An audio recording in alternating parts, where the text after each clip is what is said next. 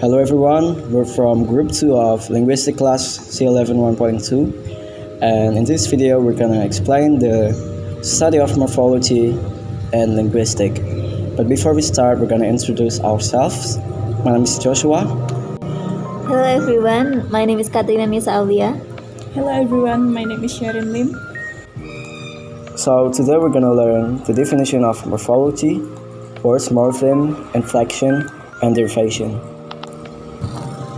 Do you guys know what morphology is?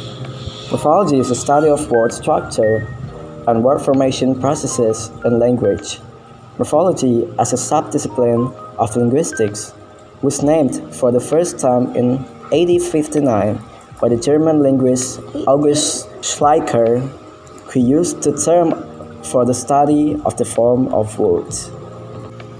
And next one, we're going to move to the part of morphology, which is morpheme.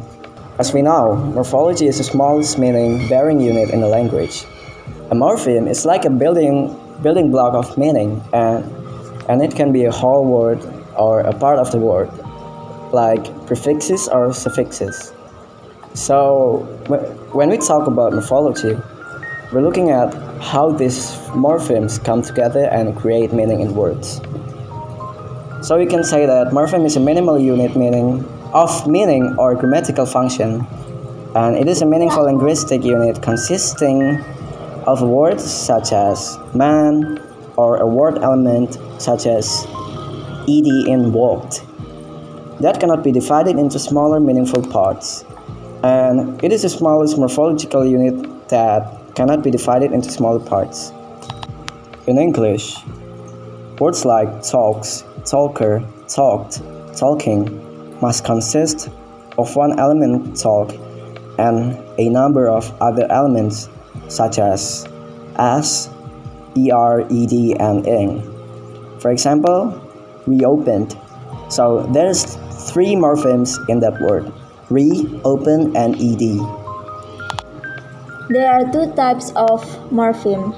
The first one is free morpheme and the second one is bound morphemes. Free morphemes are morphemes that can stand by themselves as a single word. Free morphemes are those that can stand alone as words. They may be lexical morphemes or grammatical morphemes. In English, free morphemes can be identified as the set of separate word forms such as basic nouns, adjectives, verb, etc. Bound morphemes are those morphemes that cannot stand normally alone and are typically attached to another form. A bound morpheme is a morpheme that only appears as part of a larger word. The morphemes that occur only in combination are called bound morphemes. All prefixes and suffixes are bound morphemes. When free morphemes are used with bound morphemes attached, the basic word forms are known as stem. The example are carelessness. Care is free morphemes, less is bound, and ness is also suffix or bound morphemes. There are a number of English words in which element treated as stem is not a free morphemes. For example, in words like reduce, repeat, and receive.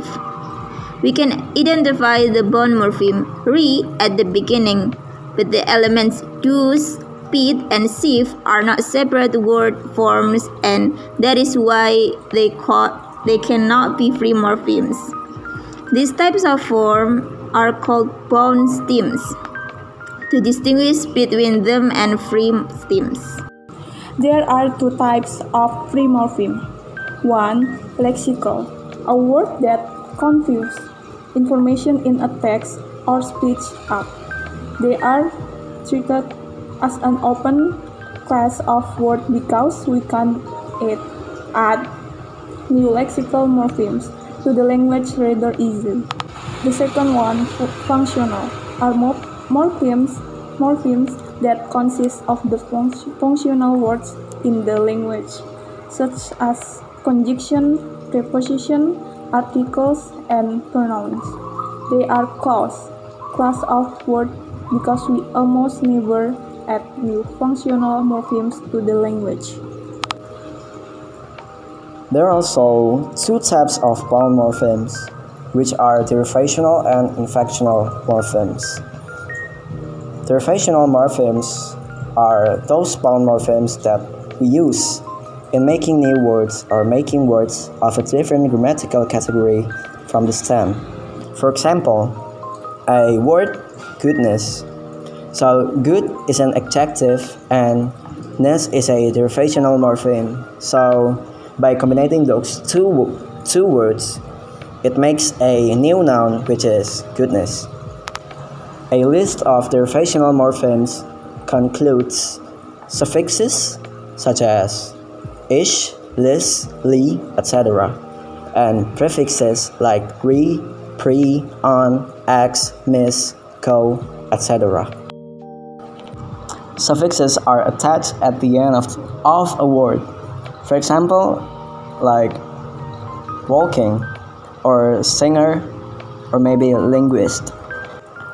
And meanwhile, prefixes are attached at the front of the word, like reply, premenstruation, miscommunication, etc. And the second one is inflectional morphemes. Inflectional morphemes are those morphemes that are used to indicate aspects of the grammatical function of a word. Inflectional morphemes are also called inflections. English language has 8 inflectional morphemes. So clean is, for example, clean plus ed, cleaned. So what's the difference between inflectional morpheme and derivational morpheme? So inflectional morpheme, they never change the grammatical category of a word. It's like old became older, and while derivational morpheme can change the grammatical category of a word from teach, which is a verb, to a teacher, which is noun.